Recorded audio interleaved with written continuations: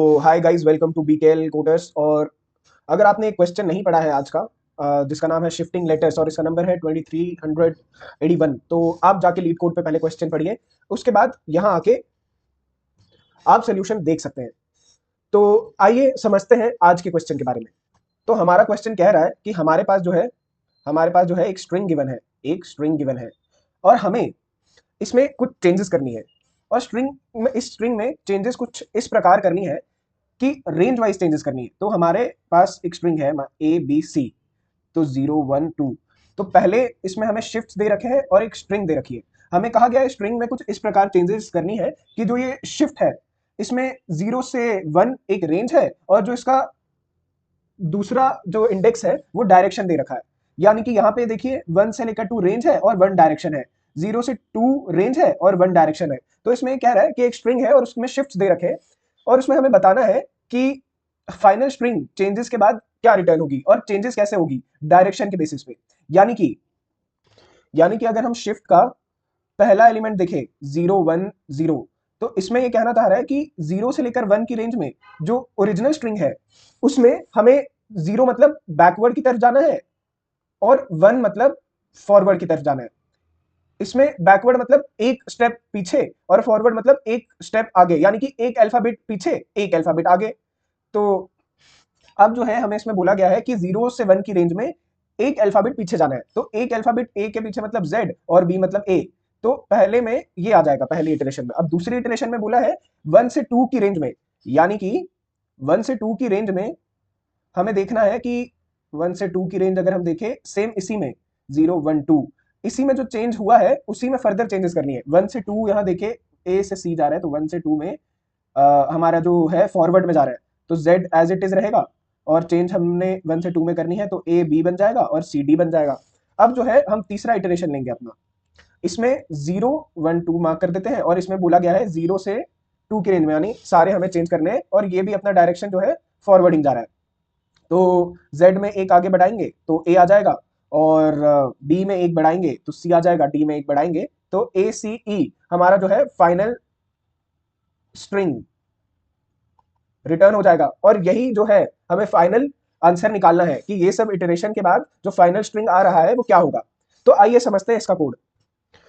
तो अब ये फाइनल आउटपुट निकालने के लिए हम एक कोड का यूज करेंगे। अब इसमें हम क्या करेंगे कि हम एक एरे ले लेंगे। सबसे पहले तो एरे ले लेंगे, एक नंबर ज्यादा या सेम साइज का वो मैटर नहीं करता। अगर आपने अभी हम इसमें जो है प्रीफिक्स सम का यूज करेंगे इसको निकालने के लिए।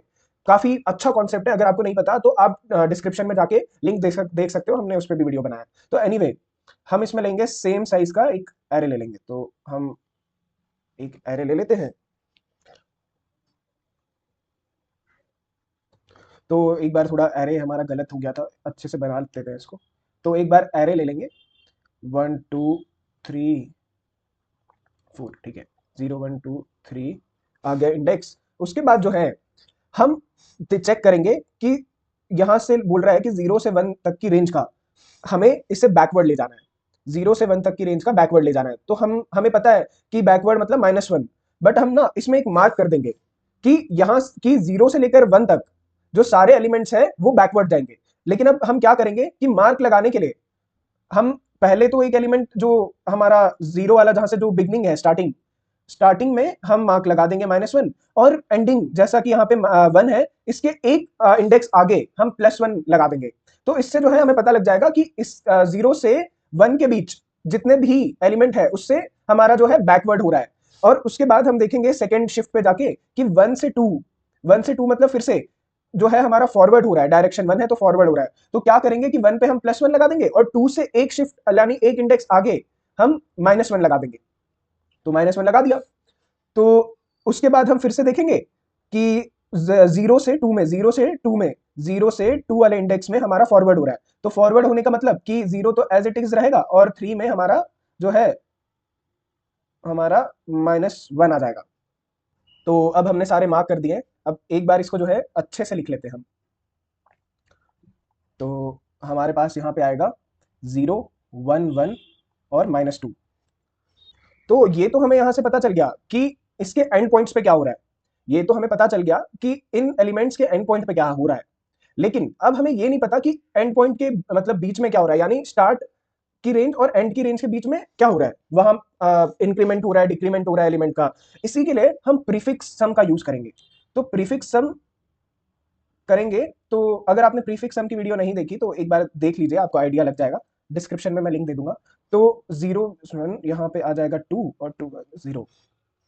तो गाइस प्रीफिक्स सम करने के बाद जो हमें एरे मिल रहा है वो एक्चुअली हमें ये बता रहा है कि किसी भी एलिमेंट जो ओरिजिनल स्ट्रिंग है उसमें कोई भी जो एलिमेंट है उसे कितना बढ़ाना है कितना घटाना है। यानी यहाँ 0 1 2 3 ये जो एक एक्स्ट्रा जीरो आ गया है इसका कोई यूज नहीं है। यूज एक्चुअल में होता है, तो ये हमने सेफ्टी के लिए, अगर आप प्रीफिक्स सम की वीडियो देखेंगे तो काफी सारे क्वेश्चंस में इसका यूज होता है। बट जबकि हमने अपने लूप में रेंज यहीं 3 तक लगा दी है, तो इसके आगे लूप बढ़ेगा नहीं, तो ये हमें कोई भी जो है प्रॉब्लम नहीं देगा।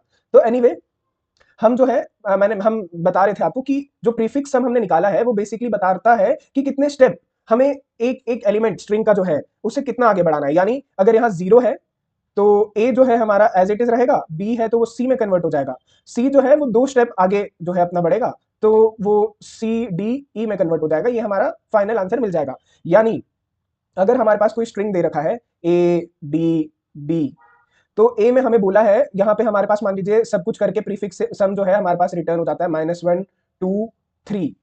तो यहाँ -1 ए जो है हमारा जी हो जाएगा, डी जो है हमारा एफ हो जाएगा, और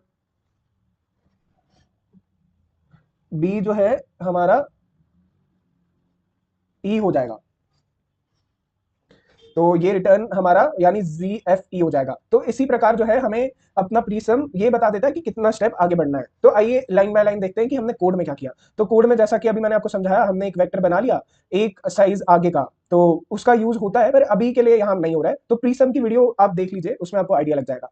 तो हमने देखा कि अगर 0 आ रहा है अपनी डायरेक्शन में, शिफ्ट की डायरेक्शन में अगर 0 आ रहा है यानी कि वो बैकवर्ड शिफ्ट हुआ है, तो हम अपने इनिशियल स्टार्टिंग की रेंज में -1 लगा देंगे और रेंज के एक स्टेप आगे +1 लगा देंगे, ताकि हमें पता लग जाए कि -1 से +1 तक एक हमारी रेंज है और इसमें सारे जो एलिमेंट्स हैं वो बैकवर्ड जा रहे हैं। वरना अगर यहाँ 0 की जगह 1 आता है मतलब फॉरवर्ड जा रहे हैं, तो हम अपना रेंज में +1 लगा देंगे स्टार्टिंग पॉइंट में और एंडिंग पॉइंट से एक इंडेक्स ज्यादा में -1 डिनोट कर देंगे, ताकि हमें पता लग जाए कि जो सारे एलिमेंट्स है वो फॉरवर्ड शिफ्ट कर रहे हैं +1 से -1 की रेंज में। उसके बाद हमने क्या किया कि इसका प्रीफिक्स सम ले लिया। प्रीफिक्स सम लेने के बाद हमने आपसे कहा कि हम ओरिजिनल स्ट्रिंग पे प्रीफिक्स सम के अकॉर्डिंग चेक करेंगे। तो ये जो मॉड्यूलस 26 + 26 हो रहा है, ये बेसिकली क्या कर रहा है, क्योंकि एस का वैल्यू जो चार्ट है उसमें ए के अलावा भी बहुत सारे एलिमेंट होते हैं। उसमें अगर आप कोई भी चीज बढ़ा दें घटा दें बिना कोई भी कंडीशन लगाए, तो हो सकता है कि अगर आप ए में -30 कर दें तो कुछ और रिटर्न हो जाएगा। तो हम इसको ए टू जेड के चार्ट में रखने के लिए ये वाली सारी कंडीशन इसमें लगा रहे हैं, ताकि ये साइकिल में घूमता रहे। यानी कि अगर आप जी में एक ऐड कर देते हैं तो ए आता है और ए में एक घटा देते हैं तो जी आता है। इसी की तरह तो ये ए टू जेड के अल्फाबेटिकल चार्ट में ही रोटेट करता रहे, इसीलिए हमने ये कंडीशन जो है यूज किया। और फाइनली इससे जो रिटर्न हमारी स्ट्रिंग हो रही है ये सब करके वो रिटर्न एस कर दे रहे हैं। तो ये हमारा फाइनल आउटपुट है। आई होप आपको आज का सोल्यूशन समझ आया हो। Thank you so much guys.